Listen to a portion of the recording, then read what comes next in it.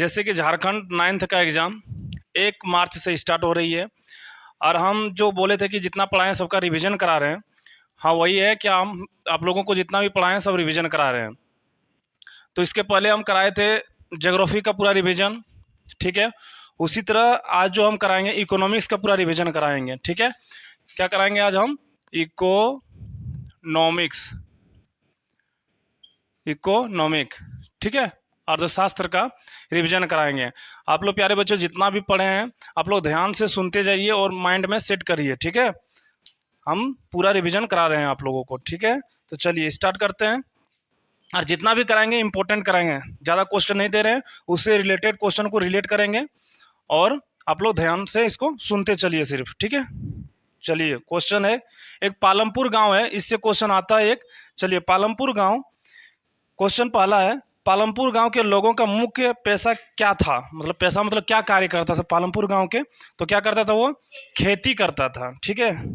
पालमपुर गांव में कितने प्रतिशत जनता जो था खेती पर आधारित था? 75% लोग जो था खेती पर आश्रित था। इसके बाद जो था निम्नलिखित में से कौन सा राज्य जहां आधुनिक कृषि विधि अपनाई गई? कहाँ है? पंजाब, उत्तर प्रदेश भी देगा तो मार सकते हैं। पंजाब और उत्तर प्रदेश में आधुनिक खेती, और हरियाणा भी हो सकता है। पंजाब, हरियाणा, उत्तर प्रदेश में आधुनिक कृषि को अपनाया गया है। खरीफ फसल की अवधि क्या है? मतलब खरीफ फसल, देखो यहाँ तो मुख्यतः हम बांट सकें खरीफ फसल, रबी फसल, दो प्रकार का, ठीक है। तो खरीफ फसल की जो होता है वो वर्षा ऋतु में बोया जाता है। तो खरीफ फसल की अवधि मतलब बोने की अवधि क्या होती है? जून से अक्टूबर, जून से अक्टूबर, ठीक है। और रबी फसल की बोलेगा तो नवंबर से अप्रैल। खरीफ फसल जून से अक्टूबर और रबी फसल अप्रैल, ठीक है, ध्यान रखिएगा इसमें। अब पूछेगा कि निम्न में कौन रबी फसल है? तो रबी फसल का दो उदाहरण देते हैं, एक गेहूं, जौ, ठीक, गेहूं और जौ रबी फसल है। और खरीफ फसल का उदाहरण जो बारिश में रोपते हैं, ज्यादा बारिश होता है उसमें, तो क्या रोपते हैं हम लोग? धान और मक्का, ये खरीफ फसल है। जो अधिक बारिश में रोपते हैं हम लोग, ठीक है, धान और मक्का। रबी फसल जो गर्मी में बोए, गेहूं और चना, जौ, ये सब हो गया रबी फसल। पालमपुर गांव में कितने परिवार भूमिहीन हैं? 150 परिवार जो तो पालमपुर गांव में भूमिहीन है, जिसके पास जमीन नहीं था। पालमपुर में कितना परिवार जो था भूमिहीन था? 150। पालमपुर में किसान वर्ष में कितनी फसल उगाती थी? पालमपुर जो गांव थे उसमें किसान जो एक साल में कितना फसल उगाता था? 4, ठीक है। उत्पादन के मुख्य कारक कौन नहीं है? उत्पादन के मुख्य कारक कौन नहीं है? ऑप्शन सुनिएगा आप लोग, ठीक है। भूमि, भौतिक पूंजी, मानव पूंजी, बाजार। बाजार नहीं है, बाजार में तो हम लोग फसल को बेचते हैं, उत्पादन का ये स्रोत नहीं है। गेहूं, चना, जौ किस प्रकार की फसलें हैं? अभी बताएं, गेहूं, चना, जौ किस प्रकार का है? रबी फसल है, ठीक है। हरित क्रांति की मुख्य विशेषता है। हरित क्रांति मतलब क्या होता है पता है? हरित क्रांति होता है कि खाद्यान्न, खाद्यान्न मतलब जो हम लोग भोजन करते हैं ना, खाद्यान्न, खाद्यान्न फसलों में वृद्धि, खाद्यान्न फसलों में वृद्धि को ही क्या बोलता है? हरित क्रांति, ठीक है। हरित क्रांति का अर्थ क्या होता है? कि खाद्यान्न फसलों में वृद्धि, जैसे गेहूं तथा चावल, गेहूं तथा चावल, जिसमें हरित क्रांति भारत में आई थी ना, कब? 1960 से 70 के दशक आया था, ठीक है। उसमें क्या हुआ था? गेहूं और चावल की सबसे ज्यादा वृद्धि हुआ था भारत में। तो वही हुआ हरित क्रांति का मुख्य विशेषता क्या होता है? गेहूं और चावल का वृद्धि। HYB क्या क्या तात्पर्य होता है? जैसे हाइब्रिड हम लोग नहीं बोलते हैं, वही वो HYB हाइब्रिड का अर्थ क्या होता है? अधिक उत्पादन करने वाला बीज, अधिक उत्पादन करने वाला बीज, हाइब्रिड वही होता है, ठीक है। तो अधिक उत्पादन करने वाले बीज। भौतिक पूंजी कौन नहीं है? ऑप्शन के अनुसार जाना है, ठीक है। भौतिक पूंजी कौन नहीं है? इमारतें हैं, मशीन है, औजार है, ट्रैक्टर है? ट्रैक्टर नहीं है। खरीफ फसल किस मौसम में होता है? वर्षा ऋतु में। किस ऋतु में होता है? हम बताए अभी, खरीफ फसल किस ऋतु में होती है? वर्षा ऋतु में। इसके बाद किस खाद्य फसलों का उत्पादन हरित क्रांति के कारण बढ़ा था? अभी बोले चावल तथा गेहूं। हरित क्रांति में कौन सा फसल बढ़ा था? तथा गेहूं, चावल तथा गेहूं, दो फसल जो था हरित क्रांति के कारण वृद्धि हुआ था। इसके बाद पालमपुर गांव का मुख्य सिंचाई का स्रोत क्या था? नलकूप। जो पालमपुर गांव था ना, वहां का कृषि किससे सिंचाई करता था? नलकूप से।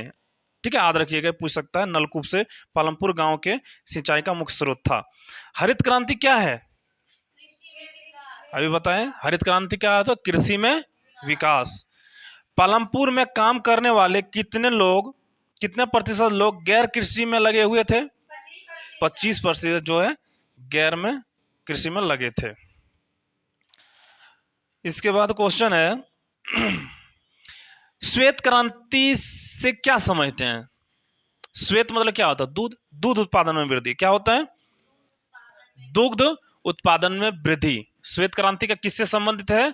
दुग्ध उत्पादन में वृद्धि। ठीक है। हरित क्रांति की शुरुआत कब की गई थी?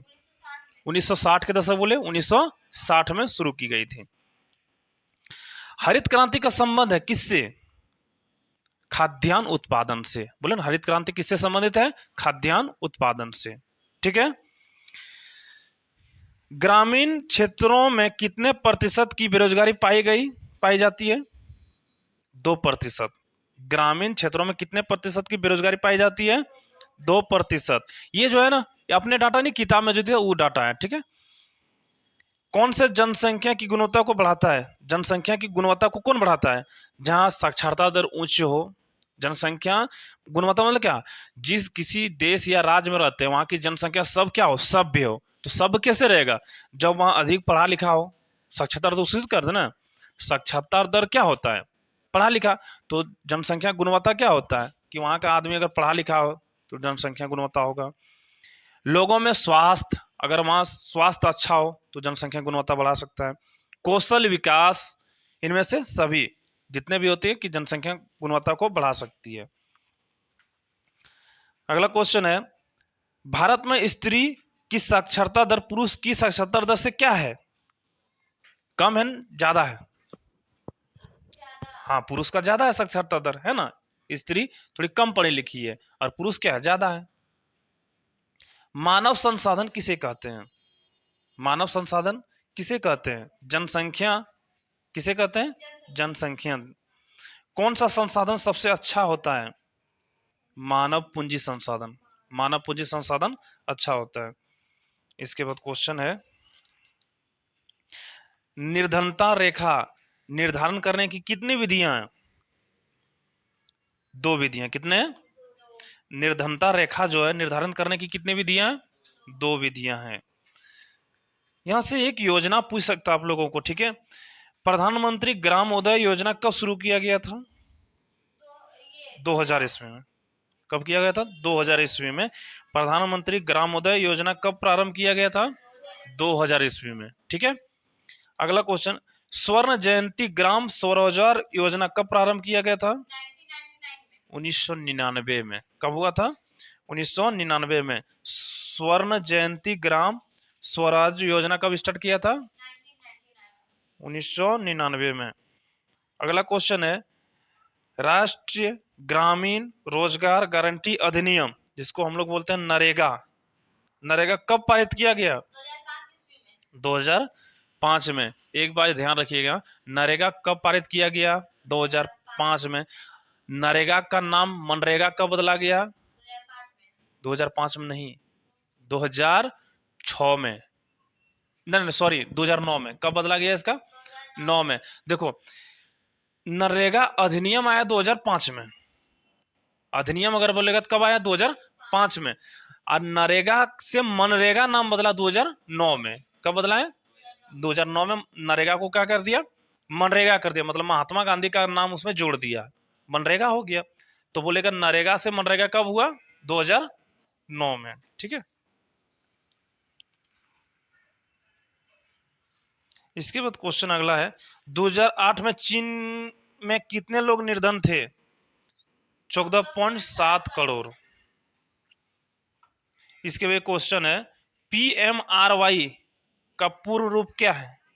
प्रधानमंत्री रोजगार योजना। प्रधानमंत्री रोजगार योजना। वह राज्य जहां सबसे कम जनसंख्या के लोग गरीब हैं। कौन से राज्य में सबसे कम गरीब है? गोवा में।